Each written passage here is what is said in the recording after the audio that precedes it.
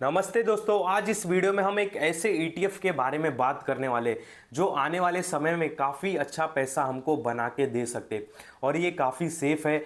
और मैं आपको बता दूं कि ये ETF ऐसा है कि इस ETF में सारी स्मॉल कैप की कंपनी है।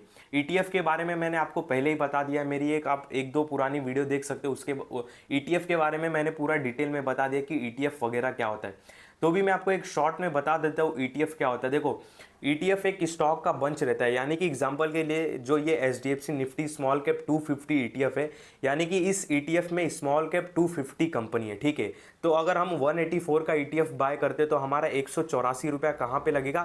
स्मॉल कैप की 250 कंपनी में लगेगा। ठीक है, तो ये ETF हो गया। अभी ये जो मैं ETF के बारे में बात करने वाला हूँ ना भाई, आने वाले समय में काफ़ी तगड़ा पैसा बना के देगा, जरूर देगा।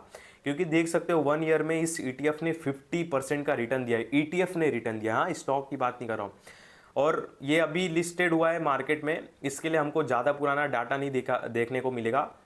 21 फेब 2023 से दिख रहा है। 21 फेब 2023 को इसका प्राइस था 92 रुपीज़ और अभी इसका प्राइस चल रहा है 184 रुपीज़, यानी कि एक साल के अंदर ऑलमोस्ट हमारा पैसा डबल से लगभग ज़्यादा ही हो गया है। ठीक है, तो देख सकते हो अभी इसका प्राइस चल रहा है 184 रुपीज़। अब मैं आपको बताऊंगा इस वीडियो में आखिर मैंने इस ETF में क्यों इन्वेस्टमेंट किया, क्या सोच के इन्वेस्टमेंट किया, क्या ये ETF डूब जाएगा, क्या ETF ये हमारे लिए सही है नहीं सही है, इन सारी चीज़ों पे हम बात करने वाले। पर्सनली ये ETF काफ़ी मुझे अच्छा लग रहा है, उसका रीज़न भी है, मैं आपको बताता हूँ। तो अभी देख सकते हो ये कौन सा ETF है? HDFC Nifty small cap 250 ETF।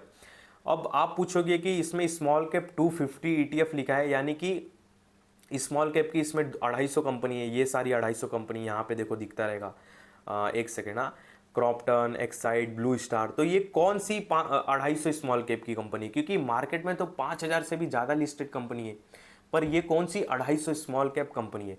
तो देखो मैं आपको पहले बता देता हूँ, फिर समझेगा आपको। निफ्टी 100 तक जो निफ्टी 100 की जो कंपनी रहती है ना, वो एक लार्ज कैप की कंपनी रहती है। निफ्टी 100 की जो भी कंपनी रहती है वो एक लार्ज कैप की कंपनी रहती है। और निफ्टी 100 से निफ्टी 250 तक वो मिड कैप की कंपनी रहती है। और निफ्टी 250 से लेकर निफ्टी 500 तक जो भी कंपनी रहती है वो एक स्मॉल कैप की कंपनी रहती है। यानी कि ये जो स्मॉल कैप की 250 कंपनी है ना, ये भारत की 500 कंपनी के अंडर आता है। तो ये कंपनी सारी तगड़ी कंपनी बोल सकते हो स्मॉल कैप कंपनी के। मतलब स्मॉल कैप कंपनी बोलने का मतलब ये नहीं कि ये भाई खराब कंपनी है, मतलब ये तगड़ी कंपनी है भारत की स्मॉल कैप की 250 कंपनी। ठीक है, अब बात कर लेते कि भाई मैंने इसमें क्यों इन्वेस्टमेंट किया। तो देखो, पहला रीज़न मैं आपको बताता हूँ। यहाँ पे इंडेक्स में आते हैं तो मैंने निफ्टी आईटी का चार्ट खोल दिया एग्जाम्पल से आपको समझाने के लिए। अभी निफ्टी आईटी का मैंने चार्ट ओपन किया है, 1 डे का मैंने चार्ट लगाया। अब इसको यहाँ पे मैंने एक बार ऐसे घुमा दूँ तो फिर आपको मैं समझाता हूँ। अब देख सकते हो कि निफ्टी आईटी, यहाँ पे मैंने एक बार पहले लाइन बना दूँ फिर आपको मैं समझाता हूँ। ठीक है, एक सेकेंड, यहाँ पे ड्रॉ कर दूँ मैं अच्छे से। ये ड्रॉ कर दिया मैंने, फिर ब्रश पे जाता हूँ। यहाँ पे ब्रश, भाई किधर है? हाँ ठीक है ना, समझ जाएगा ना ऐसा आपको, हाँ समझ जाएगा। यहाँ पे क्रॉस क्रॉस आ जा भाई। तो देख सकते हो ये निफ्टी आईटी का मैंने इंडेक्स खोला है और देख सकते हो कि निफ्टी आईटी इसने अपना एक ऑल टाइम हाई लगाया था और वहीं से गिरते गिरते ये टाइम पास, बहुत समय तक टाइम पास किया, ऑलमोस्ट 2 साल तक टाइम पास किया। और उसके बाद निफ्टी आईटी ने एक ब्रेकआउट दिया। देख सकते हो यहाँ पे हाल में ही निफ्टी आईटी ने जुलाई में ब्रेकआउट दिया और इसके काफ़ी सारे स्टॉक चल पड़े और काफ़ी सारे स्टॉक नहीं भी चले। निफ्टी आईटी इंडेक्स की मैं बात कर रहा हूँ, मैं अपने उस ETF के ऊपर भी आऊँगा, पहले ये समझ लो। तो अभी इतने पीरियड में ये टाइम पास करता रहा और इस निफ्टी आईटी के इंडेक्स ने एक ब्रेकआउट दिया। और जब इसने ब्रेकआउट दिया तो इसमें बहुत सारे स्टॉक चले भी और बहुत सारे स्टॉक नहीं चले भी। ठीक है, और हाँ, इतने टाइम में जो ये इंडेक्स ने टाइम पास किया, ये जो इंडेक्स है, ये इंडेक्स ने जो टाइम पास किया, ठीक है, इतने टाइम तक, तो ज़रूरी तो ये नहीं है कि इंडेक्स ने यहाँ पे टाइम पास किया तो कोई आईटी का स्टॉक चला ही नहीं। बहुत सारे आईटी के स्टॉक चले, पर अपने को पता नहीं कि कौन सा चलने वाला है कौन सा नहीं चलने वाला है। ठीक है, यहाँ पे मैं आपको दिखाता हूँ, ये देखो यहाँ पे ब्रेकआउट हुआ। ठीक है, ये ब्रेकआउट हुआ, इंडेक्स में ब्रेकआउट हो गया। यहाँ पे मैं ओपन करता हूँ तो देखो इंडेक्स में ब्रेकआउट मिला, इंडेक्स काफ़ी अच्छा चला है, ठीक है। बहुत सारे आईटी के स्टॉक चले भी है, बहुत सारे नहीं चले, जैसे कि विप्रो नहीं चला है। उसके बाद एलटीआई माइंड ट्री देखो नहीं चला है, ठीक है, ये भी नहीं चला है। ये वही टाइम पास कर रहा है एक ही प्राइस पे। उसके बाद ये देखो ये चला है, ओराकल फाइनेंस दबा के चला है, ठीक है, दबा के चला है। मतलब बोलने का मतलब ये है कि जो स्टॉक रहते हैं ना, स्टॉक हमको पता नहीं रहता है कि कौन सा चलने वाला है कौन सा नहीं चलने वाला है, ठीक है। और इंडेक्स तो हमको पता है, अगर इंडेक्स गिर रहा है, इंडेक्स टाइम पास कर रहा है, अगर इंडेक्स आज 2% गिर गया है तो इंडेक्स तो चलने वाला है। सपोज एग्जांपल के लिए मान लो कि निफ्टी 50 का जो इंडेक्स है वो गिर गया। यहाँ पे मैं जाता हूँ, ये देखो ये निफ्टी 50 का जो कंपनी है, ये सॉरी निफ्टी 50 का ये इंडेक्स गिर गया आज 1%। अब अपने को पता है कि ये आज 1% गिरा है तो भाई 1% ये उठने वाला भी है। पर अपने को ये नहीं पता कि जब ये निफ्टी 50 का इंडेक्स वापस उठेगा तो उसके साथ कौन से स्टॉक उठेंगे, क्योंकि रिलायंस भी उठ सकता है, एचडीएफसी बैंक भी चल सकता है, नहीं भी चल सकता है, और काफ़ी कन्फ्यूज़न हो जाएगा। अपन इसको ट्रैक नहीं कर सकते कि इंडेक्स के साथ कौन से स्टॉक उठेंगे, तो ये तो अपन प्रिडिक्शन भी नहीं कर सकते, ठीक है। कोई नहीं बता सकता, कोई भी स्टॉक चल सकता है। तो हम सीधा क्या करेंगे भाई, निफ्टी 50 के इंडेक्स में इन्वेस्टमेंट कर देंगे। इंडेक्स तो चलेगा वो पता ना, पर ये नहीं पता ना स्टॉक कौन सा चलेगा। तो सेम वही ये जो एचडीएफसी निफ्टी स्मॉल कैप की कंपनी है, इसमें 250 कंपनी में हमारा पैसा इन्वेस्टमेंट होता है, ठीक है। तो अब अपने को पता नहीं कि इस 250 कंपनी में से कौन सी कंपनी फ्यूचर में चलने वाली है, ठीक है। मैं ऑल टाइम की बात कर रहा हूँ, क्योंकि ये स्मॉल कैप की 250 थोड़ी रिस्की कंपनी होती है। अपने को नहीं पता ना कि जब ये स्मॉल कैप की जो 250 का इंडेक्स है जब वो भागेगा तो उसके साथ कौन से स्टॉक भागेंगे वो तो नहीं पता अपने को। यहाँ पे देख सकते हो, जैसे कि मान लो कि एच स्मॉल कैप 250 का जो इंडेक्स है वो गिर गया। सपोज ये जो इंडेक्स है पूरा स्मॉल कैप की इंडेक्स गिर गया, इसमें गिरावट दिख रही है। पर इस गिरावट में देख सकते हो कोई स्टॉक चल रहा है, कोई स्टॉक गिर रहा है, तो अपन तो प्रिडिक्ट नहीं कर सकते कौन सा स्टॉक चलेगा नहीं चलेगा। इस 250 कंपनी में तो हम दिमाग नहीं लड़ा सकते। तो अब जब हम 250 कंपनी में दिमाग नहीं लड़ा सकते, पर एक ETF में तो दिमाग लगा सकते। अगर ये ETF लेते हैं 184 185 रुपीज़ का, ठीक है, तो अगर 250 कंपनी में से हमारी 50 कंपनी भी नहीं चली तो 200 कंपनी चलेगी। और स्मॉल कैप की कंपनी आप भी जानते हो जब चलती है तो काफ़ी तगड़ी चलती है। यानी मेरे बोलने का मतलब ये है कि जब 50 कंपनी भले बेकार परफॉर्मेंस करे, पर वो जो 200 कंपनी चलेगी ना, ये 50 को काफ़ी पीछे छोड़ देगी। अगर 250 में से भाई 70 कंपनी भी नहीं चली ना, बाकी कंपनी भी चली, तो काफ़ी अच्छा रिटर्न्स बनेगा हमारा। और उसका ही एग्जाम्पल है, देख सकते हो 1 ईयर में स्टॉक ने 50% का रिटर्न दिया है। सॉरी स्टॉक ने नहीं, इस ETF ने। और 21 फ़रवरी जब ये लिस्टेड हुआ था 92 रुपीज़ का था, आज 184 रुपीज़ का चल रहा है। ज़्यादा टाइम नहीं हुआ, 2023 की बात है, अभी हम 2024 में खड़े, केवल 1 साल पहले डबल कर दिया हमारा पैसा, ठीक है। तो सीधा साधा यही बोलने का मतलब है कि इस हमारे स्मॉल लोग देखो, ये इसको मैंने क्यों चूज़ किया, क्योंकि लोग ना काफ़ी स्मॉल कैप की कंपनी ढूंढते हैं। उसका रीज़न क्या है, क्योंकि स्मॉल की कैप की कंपनी काफ़ी जल्दी 2 गुना 3 गुना 4 गुना हो जाती है। पर अपने को ये नहीं पता है कि कौन सी कंपनी 2 गुना 3 गुना होने वाली है, समझ रहे हो ना। पर अपने को पता है कि ये ETF चलेगा, क्योंकि ये ETF पूरी 250 कंपनी को लेके चल रहा है।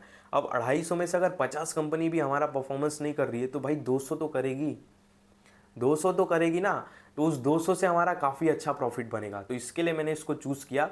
और ये एक स्मॉल कैप का ETF है, तभी मैंने इसको चूज़ किया है, क्योंकि स्मॉल कैप की कंपनी काफ़ी तगड़ी चलती है। देख सकते हो कि इसमें 250 कंपनी है। अब मैं इसमें इतना दिमाग नहीं लड़ा सकता कि अभी देखो रेमंड बीच में गिर गया था, अब लोगों का इसमें लॉस हो गया। बाद में देखो, मैं आपको एग्जाम्पल के लिए भी दिखाता हूँ, रेमंड ख़राब हो गया, ठीक है। बाद में सॉन एनर्जी में इतना परफॉर्मेंस नहीं किया, देख सकते हो गिर गया 1 मंथ में। बाद में यहाँ पे नेटको फार्मा चला है। अब नेटको फार्मा चला है, अपने को पता कैसे चलेगा, ये चलेगा। बाद में देखो उज्ज्वल स्मॉल फाइनेंस, ये काफ़ी समय से एक ही रेंज में फंसा हुआ है, ये भी स्टॉक बेचा रहा है। देखो ये 1 साल में कुछ नहीं रिटर्न दिया उज्ज्वल स्मॉल फाइनेंस, पर 1 साल में हमारे ETF ने रिटर्न दिया 50% का, ठीक है, वही मैं बता रहा हूँ आपको। बाद में HFCL भी उतना खास रिटर्न नहीं दिया है 1 साल में, ये तो अभी चलना चालू हुआ, ये 130 128 तक काफ़ी समय से उसी रेंज में था, तो ये भी उतना नहीं चला है। बाद में कैस्ट्रॉल इंडिया भी अभी चलना चालू हुआ है, काफ़ी समय से ये भी फंसा हुआ था एक ही रेंज में। फिर बाद में यहाँ पे देखो बिरला सॉफ्ट चला है, इसको मैं नहीं बोलूँगा। बाद में सिटी सेंचुरी टेक्सटाइल तो अभी ऑल टाइम हाई पे छोड़ दो। फिर ऐसे IEX देख लो, 1 ईयर में ये भी काफ़ी नहीं चला था, मतलब ये यहाँ पे टाइम पास कर रहा था पूरा, ये पूरा टाइम पास ही कर रहा था। अभी बहुत लोग ट्रेंडिंग में तभी चला है यहाँ पे। बाद में एंजल वन काफ़ी गिर गया था बीच में भाई, 4,000 का देख सकते हो, ये देख लो 4,000 का सीधा 2,000 पे आ गया था, ठीक है। और IDFC नहीं चला है, तो देख सकते हो कि हम इसमें प्रिडिक्ट नहीं कर सकते कि कौन सा स्टॉक चलेगा नहीं चलेगा। CDSL काफ़ी चला है, तो क्या किसी ने प्रिडिक्ट किया था कि CDSL 2021 से लेके 2023 तक एक ही रेंज में था, पर उसके बाद अचानक से चलने लगा। कोई कोई प्रिडिक्शन नहीं कर सकता कि कब चलेगा नहीं चलेगा, पर अपने को पता है ये ETF चलेगा, क्योंकि ETF के अंदर 250 कंपनी है, उस 250 में से 200 कंपनी चली तो हमारा ETF भागना ही है। और देख सकते हो ETF ने भाई 1 मंथ में 7% का रिटर्न दिया है। ये काफ़ी स्टेबल रहता है, मतलब काफ़ी अप एंड डाउन तुरंत नहीं हो जाता है, जैसे स्मॉल कैप कंपनी में होता है। जैसे कि कोचिन शिपयार्ड में हो गया 30% गिर गया, जैसे कि CDSL में हो गया 1600 से 1400 पे आ गया। बाद में और भी कंपनी है, मैं आपको दिखाता हूँ, रुको। बाद में यहाँ पे एक्साइड इंडस्ट्री में भी गिरावट देखने गए, जैसे कि केम्स में भी एक बीच में हुई थी प्रॉफिट बुकिंग। बाद में यहाँ पे अमरा राजा और जैसे हो गया, देखो ये कैसे मतलब 7-8% अचानक से गिरने लगे। पर क्या ETF गिरा है क्या इतना 1 वीक में? नहीं गिरा है, उल्टा ETF ने रिटर्न्स दिया है, ग्रीन में क्लोज हुआ है, देख सकते हो। अगर 1 मंथ का कोचिन शिपयार्ड ये सारी कंपनी उठा लो स्मॉल कैप की, तो भाई वो 30% गिर गए, पर ETF नहीं गिरा है। तो इसके वजह से मुझे ये ETF काफ़ी अच्छा लगता है। हमारा पैसा भाई 250 कंपनी में लग रहा है, और 250 में से 150 भी चल गई तो भाई अच्छा खासा पैसा बना के देगा। और देख सकते हो मैंने इसमें इन्वेस्टमेंट किया है, अभी 7 शेयर बाय किए और मैंने ऑल टाइम हाई पे लिया है। उसका रीज़न है, मैं आपको बताता हूँ। मेरा एक तरीका रहता है इन्वेस्टमेंट का, मैं उसी तरह से करता हूँ। अभी देखो मैंने इसमें, मेरे पास छुट्टे पैसे थे, मैंने 7 शेयर उठा लिए, 7 ETF उठा लिए। क्यों? एक बार ये ओपन होने तो मैं आपको बताता हूँ।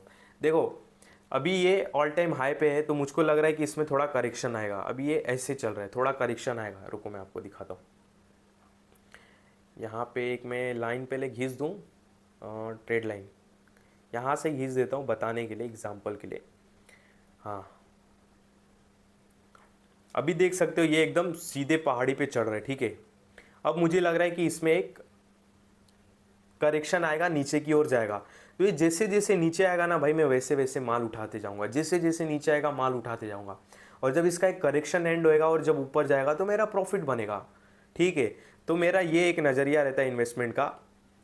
एग्जाम्पल से मैं आपको समझाता हूँ। निफ्टी IT का इंडेक्स ही मैं आपको लेके चलता हूँ। यहाँ पे निफ्टी IT का मैं इंडेक्स खोलता हूँ, मैं आपको दिखाता हूँ, समझाता हूँ कि मैं आखिर ऐसे क्यों इन्वेस्टमेंट करता हूँ। रुक जाओ, क्योंकि मुझे ऑल टाइम हाई पे ही ETF वगैरह और जो लॉन्ग टर्म के लिए रहता ना, मैं उसी टाइम पे ख़रीदना पसंद करता हूँ। मतलब पूरा पैसा एक साथ नहीं डालता हूँ, थोड़ा थोड़ा करके डालता हूँ, क्योंकि मुझे पता है ऑल टाइम हाई बन गया है तो थोड़ा थोड़ा गिरेगा, तो मैं थोड़े थोड़े गिरते जाऊँगा, मेरा प्राइस भी एवरेज होते जाएगा उसी तरह। ये इंडेक्स एक बार ओपन हो जाए तो मैं आपको दिखाता हूँ कि मैं आखिर इन्वेस्टमेंट मतलब कैसे करता हूँ। भाई ओपन हो जाए यार। तो देख सकते हो निफ्टी IT का इंडेक्स खुल चुका है। मैं केवल एग्जांपल के लिए समझा रहा हूँ कि आखिर मेरा इन्वेस्टमेंट का तरीका कैसे रहता है। अभी देखो निफ्टी, इसको हटा देते, ये कोई काम का नहीं है, हट जा भाई तू अब, हाँ हट जा। अभी देखो निफ्टी IT का इंडेक्स एक ऑल टाइम हाई लगाया, ठीक है, और यहाँ से गिरना चालू हो गया। अब मैंने यहाँ पे बाय किया, ऑल टाइम हाई पे बाय किया, ठीक है। जैसे अभी ETF भी ऑल टाइम हाई पे बैठा है, यहाँ पे बाय किया, नीचे आएगा और उठाऊंगा, नीचे आएगा और उठाऊंगा, नीचे आएगा और उठाऊंगा, ठीक है। ऊपर गया, मन हुआ तो उठाऊंगा, थोड़ी मतलब देखूंगा कि भाई मूड माहौल क्या है। मान लो यहाँ पे भी उठा लिया मैंने, यहाँ भी उठा लिया, यहाँ भी उठा लिया, देखते जाओ। हाँ जादू है भाई ये, मतलब एक मेरा तरीका है, देखते जाओ। अभी देखो थोड़ा बड़ा कर दूँ, यहाँ पे आ गया तो भी उठाया, यहाँ पे आया उठाते गया, मतलब चिल्लर की तरह उठाते जाऊंगा। 184, 195, 170 जैसे भाव चलता रहेगा। किसी दिन 2 उठा लिया, किसी दिन 3 उठा लिया। ये देखो यहाँ पे उठाया, यहाँ पे उठाया, यहाँ पे उठाया, ऐसे भाई मैं उठाते जाऊंगा। अब मेरा एक टारगेट रहेगा कि मेरे ये जो HDFC स्मॉल कैप का जो ETF मैंने आपको दिखाया, मेरे डीमेट अकाउंट में 1000 होना चाहिए। जब तक मैं 1000 नहीं होगा ना भाई, मैं उठाते जाऊंगा। मान लो कि ये जब तक टाइम पास करेगा, मैं यहाँ पे उठाते जाऊंगा। जब इसमें एक ब्रेकआउट आएगा जब बड़ा, फिर मुझे काफ़ी अच्छा खासा प्रॉफिट होगा। तो ये मेरा नज़रिया है। जो स्मॉल कैप का ETF है उसमें ज़्यादा डेटा नहीं है अपने पास, हिस्ट्री नहीं है, क्योंकि वो 2023 में लिस्ट हुआ है। पर निफ्टी आईटी का इंडेक्स काफ़ी पुराना है, तो उस एग्जांपल से समझा रहा हूँ। इसको ही आप समझ लो कि उस ईटीएफ का ये इंडेक्स है, चार्ट है। तो समझ गए, मैंने ऑल टाइम हाई पे अभी थोड़ा 1,000 रुपये का लिया हूँ, थोड़ा नीचे आएगा तो और 1,000 का लूँगा, थोड़ा नीचे आएगा और 1,000 का लूँगा, थोड़ा नीचे आएगा और 1,000 का लूँगा। काफ़ी समय से अगर करेक्शन और आ गया मार्केट में, स्मॉल कैप कंपनी में करेक्शन आ गया और बाय करूँगा। तो अभी करेक्शन का टाइम आ रहा है, इसके वजह से मैंने ऊपर थोड़ा इन्वेस्टमेंट स्टार्टिंग करके रख दिया है, शगुन करके रख दिया है, मैंने शुभ आरंभ कर दिया है। अब बस मुझे इंतजार है करेक्शन का, बाकी कुछ भी नहीं। अब मैं खुश होऊंगा जब मार्केट गिरेगा, ठीक है। अब ऐसा लग रहा है अभी ऑल टाइम हाई पर काफ़ी सारी चीज़ें चल चुकी है, तो थोड़ी अब गिरावट होगी। जैसे जैसे गिरावट होगी वैसे वैसे मैं माल उठाते जाऊंगा। और जब मेरा माल एक साथ जमा हो जाएगा अच्छे से एकदम, और जब उसमें एक ब्रेकआउट आएगा, जैसे इसमें आया, इंडेक्स में ब्रेकआउट आया, देख सकते हो निफ्टी आईटी के स्टॉक कितने चल चुके हैं, उसी तरह मेरा ईटीएफ भी फिर भागेगा। समझ गए। पर ये ज़्यादा गिरता नहीं है ईटीएफ, इस बात को भी ध्यान रखना, क्योंकि अभी तक का जो डाटा है ना, यहाँ पे देखो मैं दिखाता हूँ, ये डाटा ओपन करता हूँ, ये देखो, यहाँ पे ओपन किया, ये देखो, ये देखो, गिरते गिरते ऊपर गया ना, ये up and down up and down, ये देखो, ये देखो, देख सकते हो, ये देखो, ये देखो, नीचे ऊपर नीचे ऊपर नीचे ऊपर करके कैसे ऊपर गया, देखो देखो, बीच में गिरावट आई थी, ये देखो, बीच में भारी गिरावट आई थी, फिर वापस ऊपर गया, ये देखो, नीचे नीचे ऊपर करके जा रहा है स्टॉक, देख सकते हो, सॉरी ईटीएफ, ये देखो, ऊपर नीचे ऊपर ऊपर नीचे, फिर बाद में ऊपर फिर नीचे आया, देखो ऊपर कितना गया था 163, नीचे कितना आया 150, ठीक है। इस बीच में मैंने बाय कर दिया, मेरा एवरेज हो गया, 2-3 बार मैंने बाय कर दिया, फिर ऊपर गया, ऊपर गया, यहाँ पे ऊपर फिर कहाँ पे चल गया 175, फिर नीचे आ गया, कितने पे आ गया 170, फिर मैंने बाय कर दिया, मेरा एवरेज हो गया। फिर ऊपर गया, कितने पे गया 182, फिर मैंने बाय किया, फिर नीचे 160 आ गया, फिर मैंने खरीद लिया। फिर बाद में यहाँ पे गया 184, फिर नीचे कितना 170 पे आता, फिर बाय कर लिया, खरीद लिया। तो इस तरह मैं करते जाऊँगा, मेरा एवरेज होगा। तो ये मेरा एक तरीका रहता है। अभी मैंने इसमें शुभारंभ कर दिया है, और लाइव आपने देखा भाई, मैंने 7 खरीद के रखे, अभी तो मैं नहीं बेचने वाला हूँ। काफ़ी मतलब सोच समझ के इन्वेस्टमेंट किया हूँ, और क्या रीज़न है वो भी मैंने आपको बता दिया।